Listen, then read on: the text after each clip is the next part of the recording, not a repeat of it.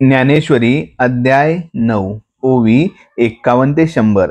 अर्जुना, याचे आणखीनही एक महात्म्य आहे, ते असे की जे प्राप्त झाले असता कधी हातातून जात नाही आणि अनुभवले असता काही सुद्धा कमी होत नाही व शिवाय त्यात विकारही उत्पन्न होत नाहीत।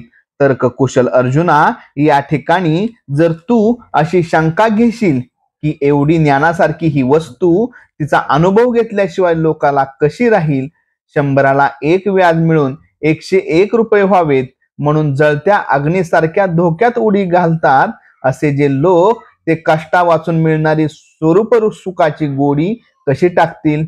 तरी पवित्र आणि रम्य त्याचप्रमाणे सुखोपायानेच प्राप्त होणारे सुख, परंतु धर्माला धरून मिळणारे, शिवाय ते आपल्याच ठिकाणी आपल्याला मिळते, याप्रमाणे हे सर्व प्रकारे सुखकारक आहे। तर ते लोकांच्या सेवनातून राहिले कसे, ही खरोखर शंकेची जागा आहे, परंतु तू अशी शंका धरू नकोस। अर्जुना, असे पहा की दूध हे पवित्र असून शिवाय गोड आहे व ते जवळच कातडीच्या पदरा पलीकडे आहे, परंतु गोचिड ते टाकून देऊन रक्तच पित नाहीत काय?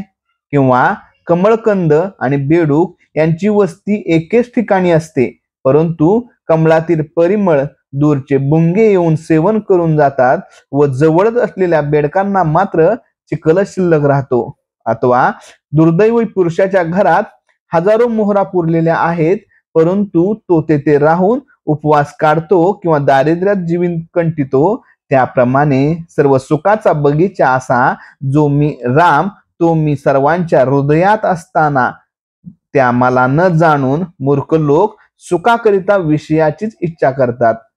मोठे मृगजळ डोळ्याला दिसल्यावर अर्धवट गिळलेल्या अमृताचा घोट थुंकून टाकावा, अथवा गळ्यात बांधलेला परीस मिळाली म्हणून तोडून टाकावा, त्याप्रमाणे मी व माझे या नादात दंग झालेले ते दीन लोक मला घेऊन मिळत नाहीत, म्हणूनच ते जन्ममरण रूप दुधड्या नदीत संसाराच्या गटांगळ्या खात राहिलेले आहेत।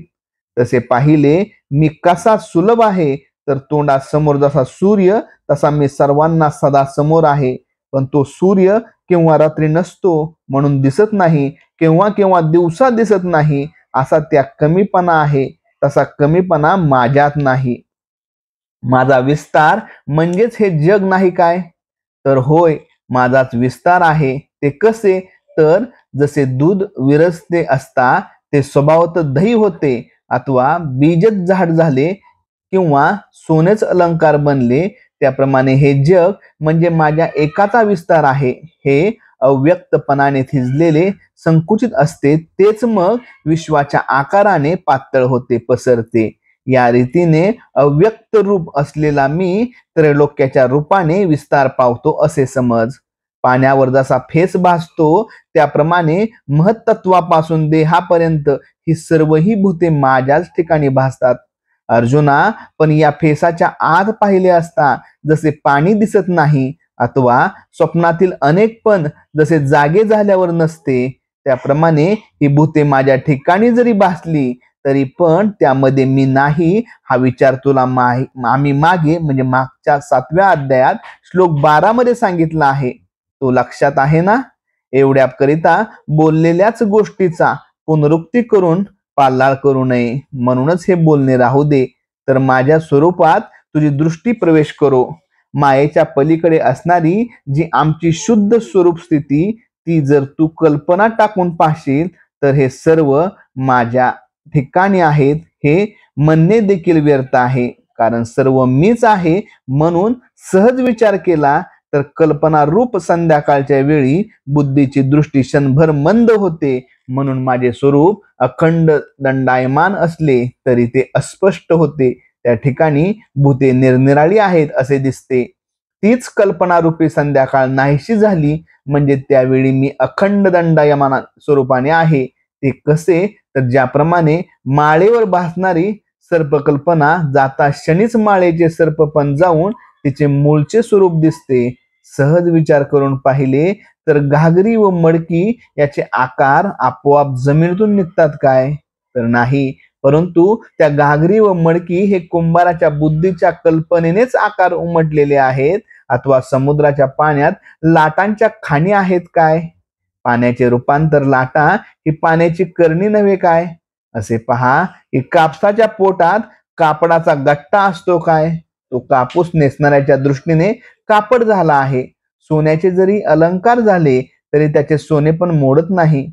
सोन्याहून वेगळ्या आकाराचे अलंकार जे वरवर दिसतात ते दागिने घालणाऱ्याच्या दृष्टीने दिसतात.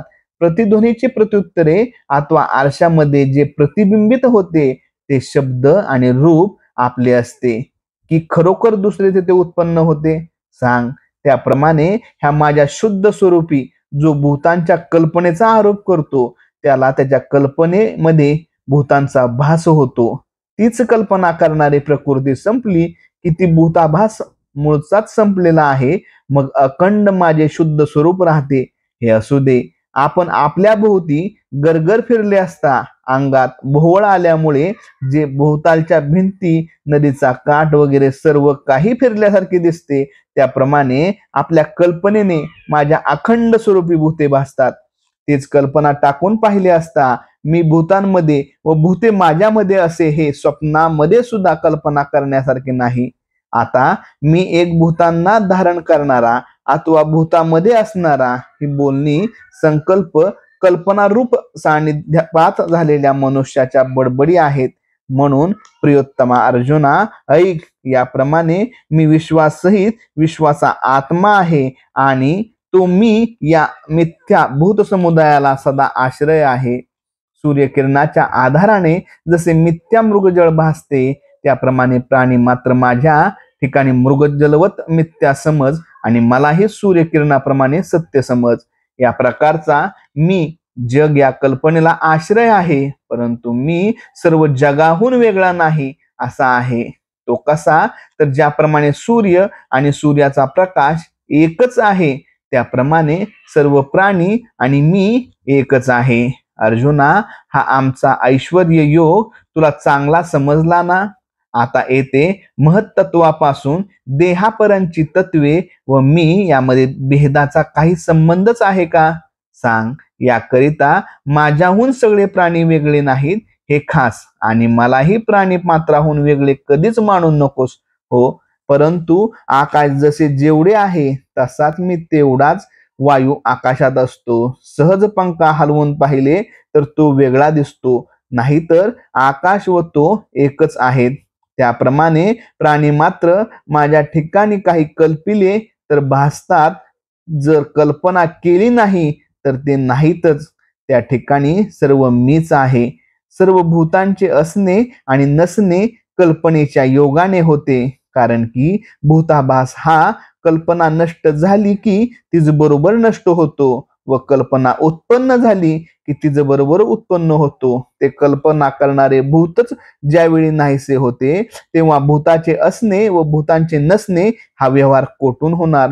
म्हणून तू आणखी या ऐश्वर्य उपयोगासंबंधी पुनर्विचार कर. अशा अनुभवरूपी ज्ञानसमुद्रामध्ये तू आपल्याला एक लाट कर. मग चराचरात जर तू पाहशील तर तू एकच आहेस असे कळून येईल.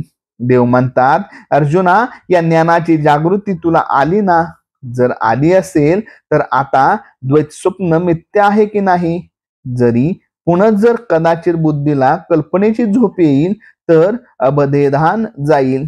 त्यामुळे मग कल्पनारूपी झोप लागल्यावर तू द्वैतरूपी स्वप्नात पुन्हा पडशील. म्हणून या कल्पनारूपी झोपेचा मार्ग मोडेल आणि आपण केवळ स्वरूप जगजागृती रूपच होऊन जाऊ.